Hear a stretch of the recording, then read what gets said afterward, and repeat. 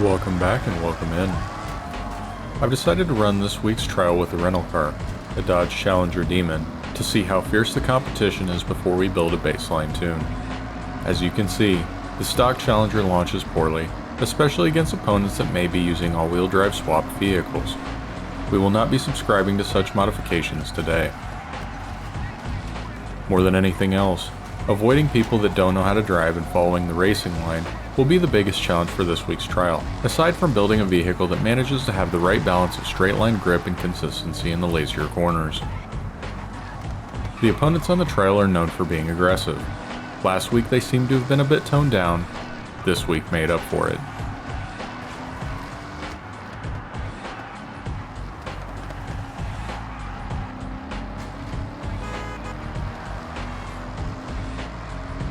Taking rear-wheel drive cars with excessive horsepower numbers and poor dynamics, then asking players to add even more power to make them competitive, is not a recipe that will result in anything that resembles clean racing. Moments like this put a smile on my face though. The online challenges can be a dirty game, and some people will do anything to win. But at the end of the day, ball don't lie.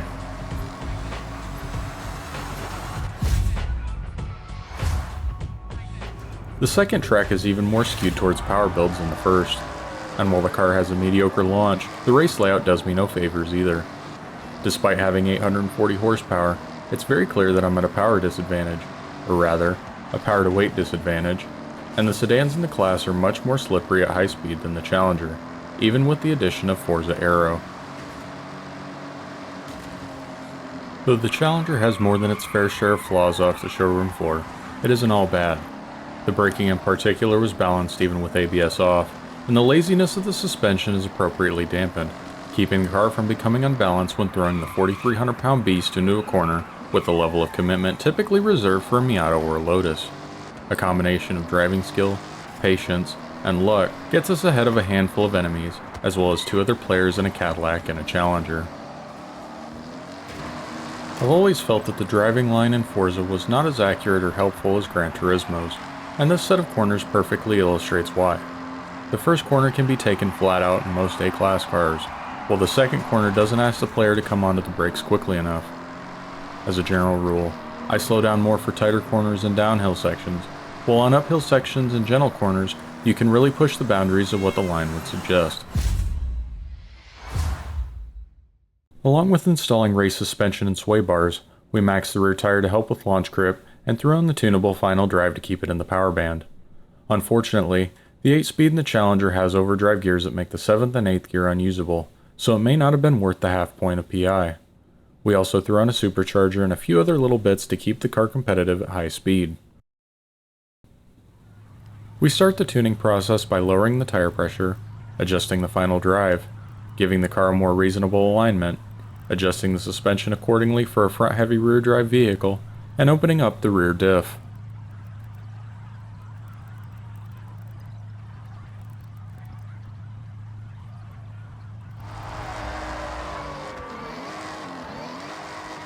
The first iteration of the tune produced a car that launched worse than stock and wasn't in the power band above 160 miles an hour. The car felt okay for the most part, but it had problems tracking straight on corner exit. There were multiple stages of testing and tuning spent primarily on lowering the dampers and experimenting with tire pressure. Once the gearbox, rear diff, and dampers felt competent, we could focus on alignment and spring rate. The nature of the build dictates that choosing a high caster, low camber setup that maximizes the contact patch on the straights would give the best result.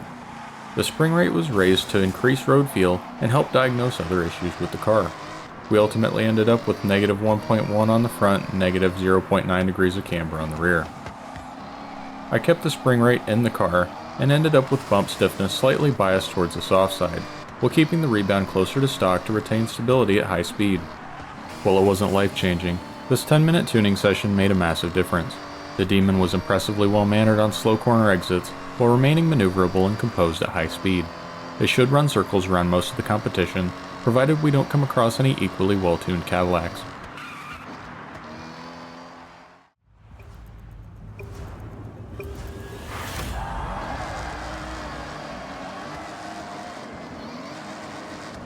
While the car launches better than stock, we still get walked by most of the pack. Probably for the best as the bumper car match commences in the tunnel.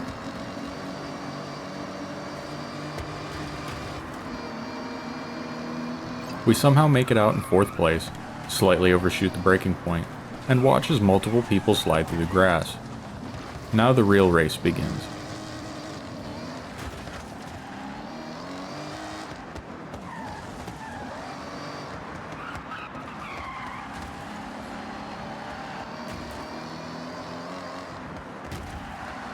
It's at this point I'm starting to realize that not having aero installed on my car is probably putting me at a disadvantage. It feels like I'm still at a power disparity compared to the other cars that do have it.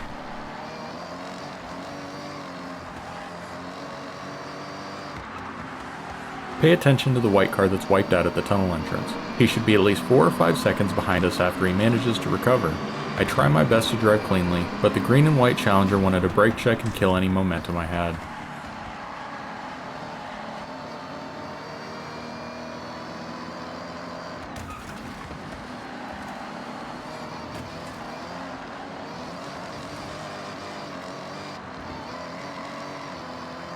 The Charger veers off the road, and I know that if I can get out of the next hairpin cleanly, I've got the race won.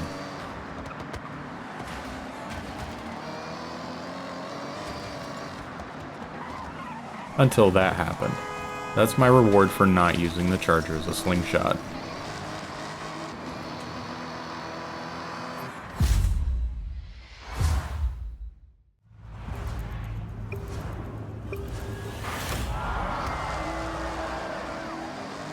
Between an ungodly launch from the Cadillac and poor luck with traffic, I have to play catch up again.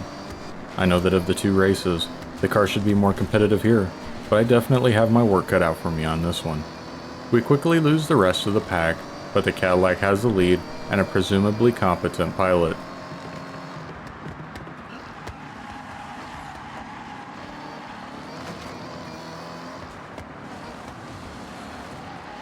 While unlikely, it seems that the only place I gained any ground in this race was the switchbacks. The power-to-weight ratio, drivetrain configuration, or something more suspect than the tune is keeping us from catching up.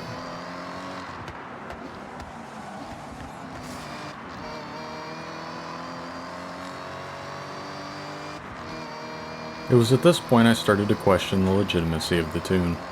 I've seen A-class power builds do crazy things before, but this car is absurdly fast. This is either bone shaker level PI manipulation, or someone giving themselves an unfair advantage.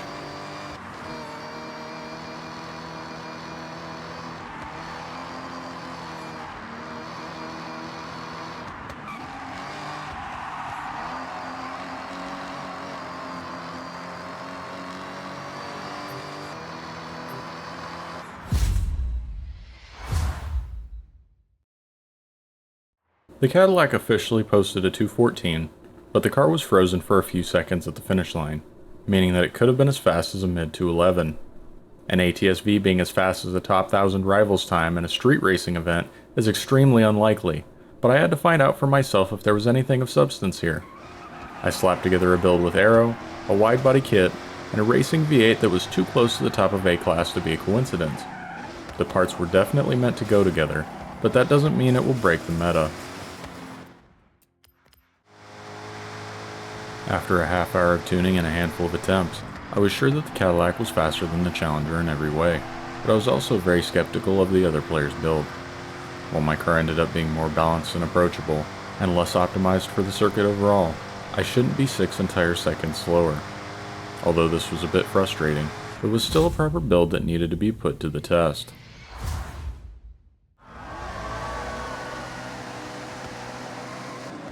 The stock transmission ratios for the ATS are nearly perfect, with spacing in the early gears that allow for a reasonable launch, whether or not traction control is on.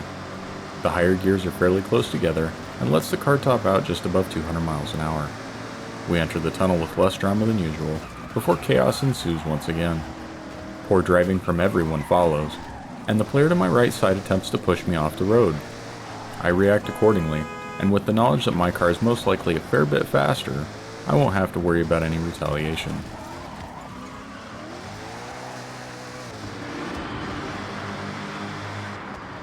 Bowie knife unfortunately gets sent to the shadow realm as I try to catch up to first place.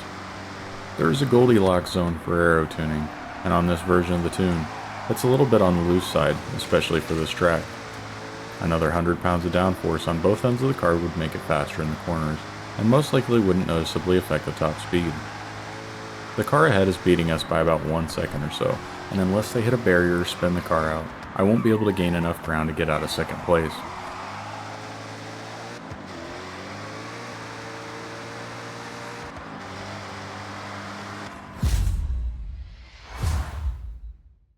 This is where our driving skill and tuning knowledge will ultimately be put to the test.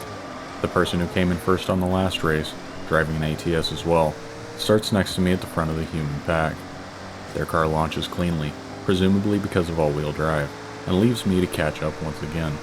This is two very different build philosophies going head-to-head. Twin turbo and all-wheel drive, matched up against a car built to emulate one of General Motors' lesser-known GT race cars. As I often do, I overdrive the car into the corner, hastily trying to get ahead of Bowie knife. It isn't a fatal mistake, getting control and slowly taking the car back onto the racing line. With everyone else in my rear view, we can put the power down and gain a comfortable lead on the rest of the pack.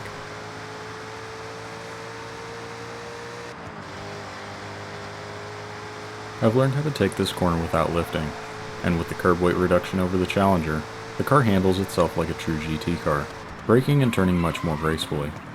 The all-wheel drive ATS gains some ground, but our car doesn't break traction through the twisties, shutting down the possibility of an overtake.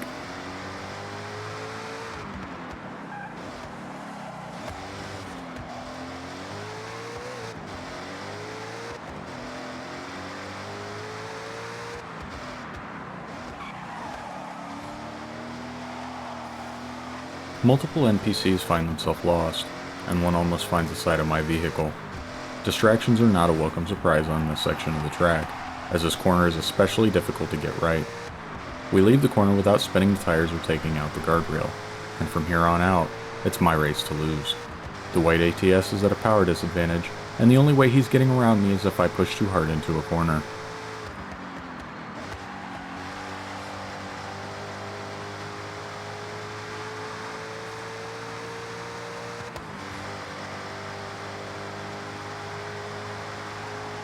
We push much deeper into the red zone here than we did in the Challenger, and yet the Cadillac keeps itself composed.